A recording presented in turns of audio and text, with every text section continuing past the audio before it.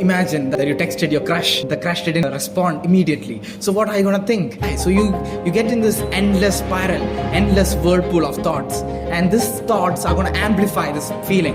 Like, I want to remove every thoughts from mind while I'm meditating. We have like 60,000 or maybe 50,000 thoughts in a day.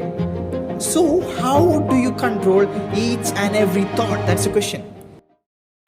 Hi there friends, it's me and Anas. We're back again with this podcast. So we're going to talk about emotions today and mindfulness and or meditation. So we are going to have a small little debate today. How some of the ideas of surrendering our emotion and this mindfulness or this meditation thing, how it contradict. And I'm going to talk about how we can apply both of them, how to really use both of them to control our emotions and how to live a happy life without any stress or anxiety. I would like to introduce you guys into this topic of surrendering our emotions. So first and foremost, the surrendering thing, it is a topic that I came across very recently. I read this in a book called Letting Go, which is authored by David R. Hawkins. He tells us to, whenever we are having this lower emotional states or negative emotions, what we should do is that we should just feel the body. Whenever we have all these emotions, just feel the body. What we tend to do is that overthink.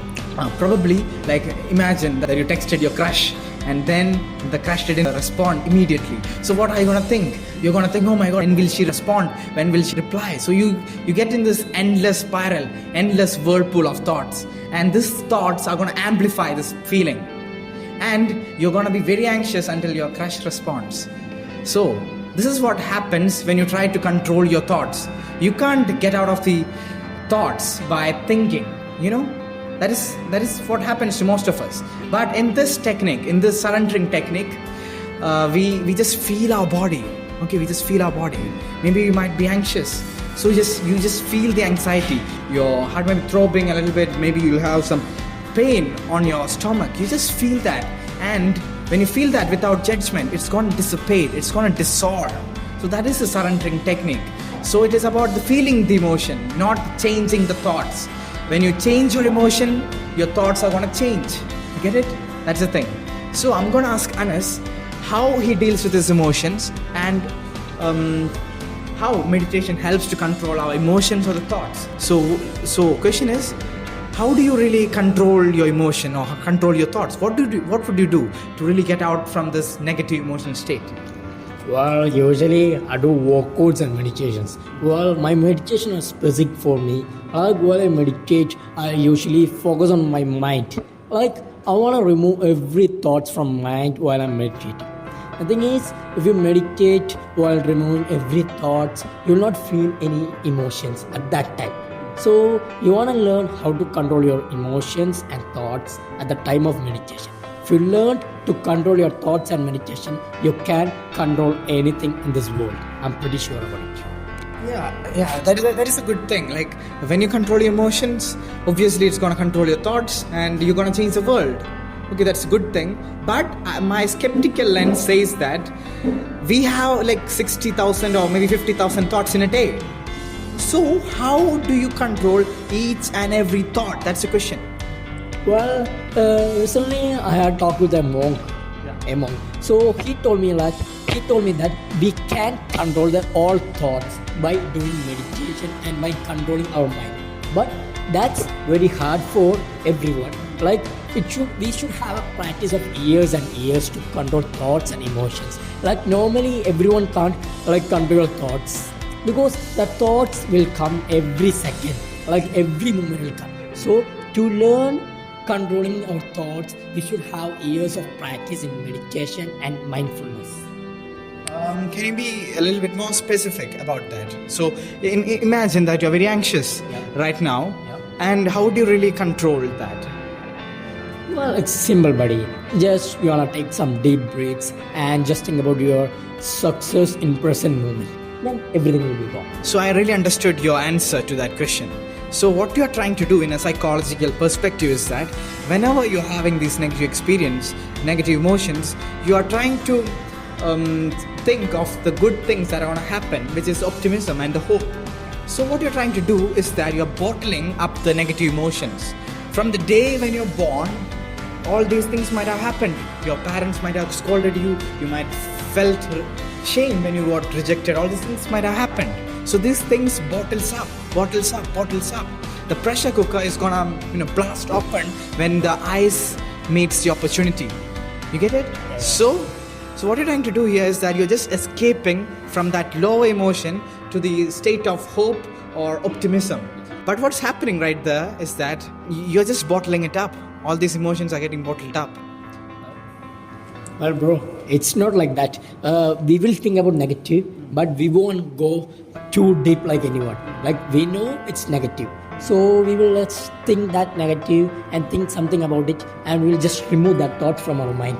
Remove wall from our mind and subconscious. So it will not like you said, it will not be in your body. You just remove from your subconscious. So it's removed. So it will not come back. Like, you can do that if you train your mind. Once you start to train, you can remove any negative thoughts from your subconscious or your mind. Okay, I'm kind of intrigued by this question, which is he's saying that he can directly access the subconscious mind. So how do you do that? Like probably, when you're talking right now, you're accessing all these thoughts from your conscious mind, maybe a little bit from your subconscious too. So how do you do that? Like, how do you remove those thoughts from your subconscious mind? Remove. Yeah. Well, for me, it's like when I walk out, yeah. When I do workouts, my negative thoughts and everything will go from my mind.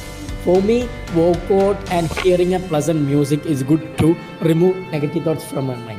So whenever I feel bad, I can do meditation, workout. It will help me to remove any negative thoughts from my mind and subconscious. Okay, so you brought up the thing about working out, which is actually a good thing.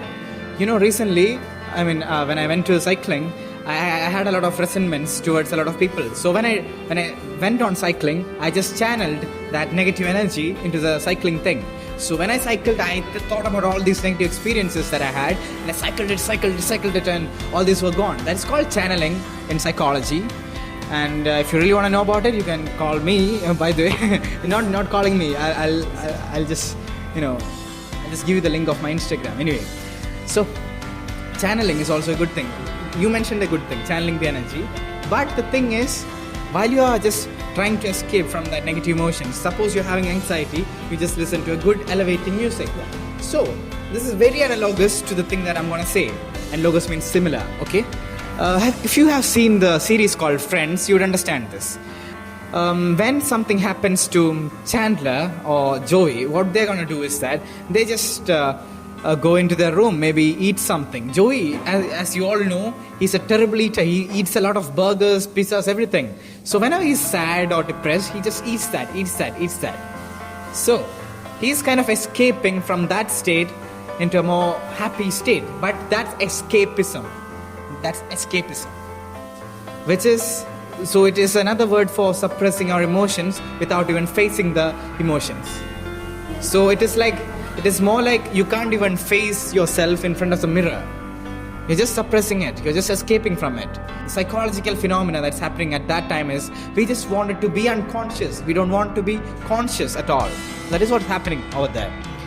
I was about to say that he does a lot of other stuff to escape from the emotions, as you'd all know. Anyway, so my question is, why don't you face the emotion? Why are you trying to put an elevated music or happy music and trying to escape from it? Why don't you just look in front of the mirror? Well, I don't want to escape every negative thoughts from my mind. Some negative thoughts are good for us. You know what? Negative thoughts will help us to know that every view of a problem. So while focusing on negative thoughts or positive thought, we just want to focus on what's good in that. Like if something happens, focus on that, how that happened and why that happens, how can I recover from that. You have to focus on outcome. Like most of the people, when negative thoughts came, they will always focus, oh my god, this happened to me, oh my god, this happened to me. Don't just stay on that thought. You have to go further. That's my thing. Yeah, this is a really intriguing thing which a lot of people tend not to do. In fact, when they get into this state of depression or anxiety or grief or shame or guilt, what they tend to do is that they just sit there and all they think about all these kind of things. And what happens is that they victimize themselves, that they think that, I'm a terrible, terrible person, like Chandler would say, and and they just think like that. That's called victimization, and don't fall for that trap. That is very bad. So he just said a very gold mine thing, which is a gold mine, by the way. So we should try to think about the solutions, or think about why this happened. We should really look in front of the mirror and we should analyze what are the stuffs going on. But before that, we should understand. Before that, we should really accept our emotions. It's like, this is my take on this. I'm not gonna barge into your territory and say other stuff. You should this is my stuff. Okay, this is how I do it. So it is like, when some very negative emotions comes, I just sit silently and I tend to fixate on my body. I just focus on my body. I don't think that much. I just feel the emotion. I don't judge it. I don't give it a name, negative or positive. I just feel that emotion. And whenever that emotion is over, I'll get there'll be some kind of goosebumps, or some kind of release, some kind of satisfaction, as you'd get after urinating, I know. so you'll get that feeling after that. So when that happens, you are in this state of courage. Then you can think about why this happened, maybe what are you gonna do next, what is the solution for it, everything. So that is my way of thinking about it. So Anas, do you agree with this? Or my question is, can you integrate both meditation and the surrendering technique into your arsenal? Yeah. So, meditation. So, before doing meditation or anything, we must first of all clear our thoughts.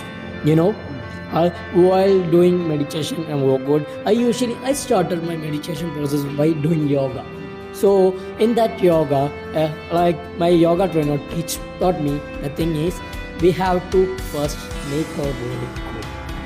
Like if you did you put a fan over there? No, it's not like that. Okay. It's not about fan. We have to make our body cool, like our overall organs, everything should be cool and calm. After that, your body and mind is cool, you can start doing meditation. Like the process, it's like you are just putting just swallow some ice cubes. Yeah, that's what I mean. Just putting some ice cubes in your face. It's like that. You have to be cool and start meditation, and your thoughts will be cool. So I get that. So what you're trying to say is that you do feel your body. Yeah, I do feel my body. Okay, so now it is good. It's in the same alignment. So the thing you guys can do is that feel your body, and then what happens is that when you feel your body, when the emotion is eradicated, the negative emotion is eradicated, then you get into the state where negative thoughts won't come. Negative emotions engenders thoughts, which means creates. So what you can do is that just feel your body, get into that courageous state or the happy state, and then you don't have to change your thoughts at all. The good thoughts are going to come. And then you can search for the solutions, you can search why it happened. Maybe if you're doing shadow work, you can search a lot. Maybe. And then after that, if you're having any dreams about it, you can ask ChatGPT what does this dream signify in the perspective of Carl Jung or maybe Sigmund Freud. So it's gonna give you a lot of revelations in your own self, about your own self. So I think we came to a conclusion about this disagreement. So yeah, it was very good. Thank you. If you watched this video so far, I presume that you might be really intrigued by this subject of surrendering to our emotions and how to leverage emotion and become that ideal version of yourself, and how to navigate through this life with this emotional superpower. So I'll be making a lot of videos on this subject, so keep tuned. Bye bye, and thanks for watching. Again, bye bye.